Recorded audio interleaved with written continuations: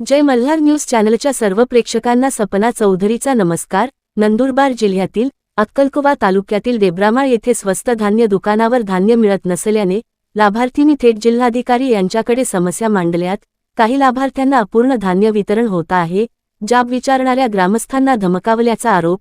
ग्रामस्थांमध्ये भीतीचे वातावरण। दुकानदाराचा परवाना रद्द करण्याची जिल्हाधिकाऱ्यांकडे मागणी। नंदुरबार जिल्ह्यातील अक्कलकुवा तालुक्यातील दुर्गम भागातील ग्रामस्थांना अन्नधान्याचा सुरळीत पुरवठा व्हावा यासाठी स्वस्त धान्य दुकानांची व्यवस्था करण्यात आली आहे। मात्र अक्कलकुवा तालुक्यातील डेब्रामाळ येथे या व्यवस्थेलाच तडा गेल्याचे चित्र पाहायला मिळत आहे। नर्मदा महिला बचत गटामार्फत चालवण्यात येणाऱ्या स्वस्त धान्य दुकानावर गंभीर आरोप करण्यात आले असून ग्रामस्थांमध्ये तीव्र नाराजी पसरली आहे। नियमानुसार धान्य वितरण न करता अनेक लाभार्थ्यांना कमी धान्य दिले जात असल्याचा आरोप आहे। इतकेच नव्हे तर दिलेल्या धान्याची पावतीही देण्यात येत नसल्याची तक्रार ग्रामस्थांनी केली आहे। त्यामुळे गरीब आणि साध्या जीवनशैलीत राहणाऱ्या नागरिकांच्या हक्काच्या अन्नधान्यावर गदा येत असल्याचे चित्र आहे। या प्रकाराबाबत जाब विचारल्यास काही ग्रामस्थांना धमकावल्याचाही आरोप करण्यात आला आहे। त्यामुळे परिसरात भीतीचे वातावरण निर्माण झाले आहे। या सर्व प्रकाराच्या पार्श्वभूमीवर ग्रामस्थांनी जिल्हाधिकारी डॉक्टर मिताली सेठी यांची भेट घेत संबंधित दुकानदाराचा परवाना तात्काळ रद्द करून तो प्रमाणित बचत गटाकडे देण्याची मागणी केली आहे। अन्यथा तीव्र आंदोलन छेडण्याचा इशाराही ग्रामस्थांनी दिला आहे। सपना चौधरी, जय मल्हार न्यूज, नंदुरबार। तीन चार किले बिन हफ्ता माह को 5 किलो होते भी 3 किलो तो जाती है पावती बिन हफ्ता रेशन कार्ड भी 4 महीना गया जमा पैसे दिले ती असतो होय काही नाही टाइम टेबल काही नाही। रात्री भी आधी ताप है 6, 6:30, 7 वाजता कोयते उघड है ना पे बिहे जाते ना हफ्ता लायसन रद्द कोई है माळ येथे रेशन दुकानदार असे नाव आहे नर्मदा महिला बचत गट डेब्रामाळ। त्या दुकानाचे अध्यक्ष रहलीबाई जहागीर वडवी हे कायमस्वरूपी त्याच्या पती त्याच्या दम देत असतो।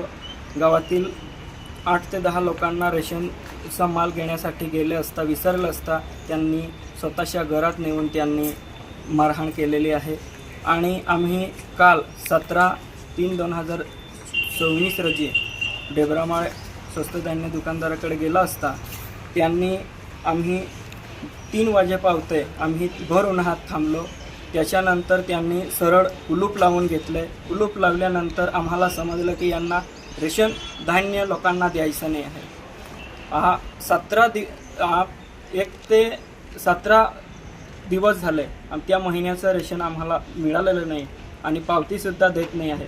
असं जर मनमानी कारभार चालवत असेल तर सदर त्याचा परवाना रद्द करून पात्र संस्था किंवा महिला बचत गट डेब्रामाळमधील असतील त्यांना ते सुपूर्द करावं असं मी कलेक्टर मॅडमला निवेदनाद्वारे निवेदन देण्यात आलेले आहे। आणि हे सातपुड्यातील नर्मदा खऱ्यावरचे हे रेशन दुकानदार आहे हे कायमस्वरूपी या पद्धतीने जर चालवत असेल तर हा अज्ञानीपणाचा किंवा बोलेबोडेपणाचा वापर करीत आहे असं मला समजतं। मी स्वतः तिथं गेलो आणि माझंसुद्धा तिथं रेशन हे धान्य मला सुद्धा मिळालेलं नाही म्हणून मी इथं कलेक्टर ऑफिसला आज आलेलो आहे। तर धान्य तर रेशन दुकानदार जे देईल ते धरून मोकळं व्हायचं अशी परिस्थिती आहे आमच्याकडे। नाही पावत्या मिळत किती आहे असं विचारलं तर त्याच्या लोकांना धमकावण्याचा मारण्याचा त्याचं षडयंत्र चालू आहे। धान्य तर 5 किलो असं आहे पण त्या देण्यामागे त्याच्या 2 किलो 2.5 किलो असं त्याचं हे त्या दुकानाचं हे ठेवलेलं आहे। त्यांनी त्या स्वतःच्या मनमर्जीप्रमाणे त्यांनी ठरवून ते रेशन देण्यात येत आहे।